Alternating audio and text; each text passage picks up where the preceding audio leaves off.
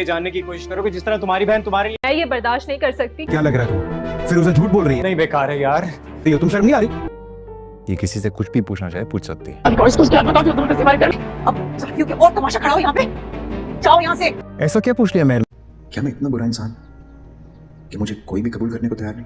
दोस्तों drama serial लाडली के आने वाले एपिसोड में आप लोग देखने वाले हैं। ये ड्रामा बहुत ही इंटरेस्टिंग बन चुका है दोस्तों। नाज़ो की तो अब कोई बात तक नहीं सुनने वाला, क्योंकि उमर भी उसका आखिरी ऑप्शन था जो अब उसकी बात बिल्कुल सुनने में इंटरेस्टेड नहीं होता। यहाँ पर दोस्तों उसने काफ़ी कोशिश की कि ये भाई मेरे कब्ज़े में रहे और मैं जो भी उसे कहूँ बस वो मेरी बात माने। और दोस्तों काफ़ी अरसे से तो यही चल रहा था, लेकिन अरसल ने आकर सारी हकीकत खोल दी और खामोशी तोड़ दी और उसके सामने कह दिया कि भाई अब तो आंखें खोल दो, वरना बहुत देर हो जाएगी। क्योंकि वो खुद भी बाप बनने वाला है तो वो बहुत ही डिप्रेशन में होगा कि वो क्या करे। लेकिन जब भी उसके सामने नाज़ो आती है तो सारी बातें भूल जाता है, अपनी बीवी को बुरा भला कहने लगता है। हालांकि दोस्तों उसकी बीवी का तो कोई कसूर तक नहीं होता। यहाँ पर मरियम भी काफी तकलीफ में होगी, लेकिन इन सब में उसका अरसल साथ देगा और बाकी घर वाले भी होंगे सिवाय उसके शोहर के।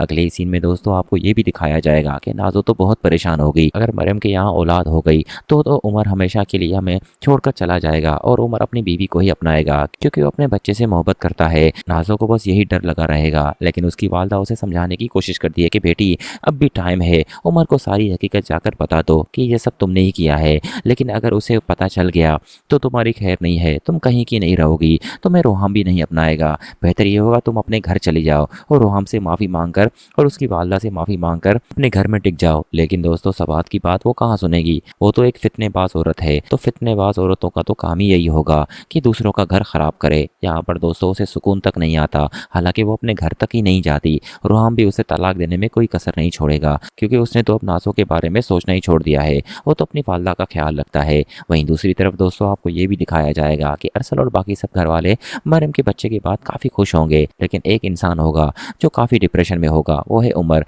वो फैसला नहीं कर पाता कि आखिरकार मैं क्या करूं, क्योंकि दोस्तों अगर वो मरियम के पास जाता है, लेकिन वो किस हक से जाएगा, क्योंकि उसने कभी मरियम का ख्याल तक नहीं रखा, उसने मरियम को पूछा तक नहीं। यहाँ पर दोस्तों नाज़ो भी उसे रोकती है कि भाई आप कहाँ जा रहे हैं, लेकिन वो फिर भी मरियम और अपने बच्चे से मिलने ज़रूर जाएगा।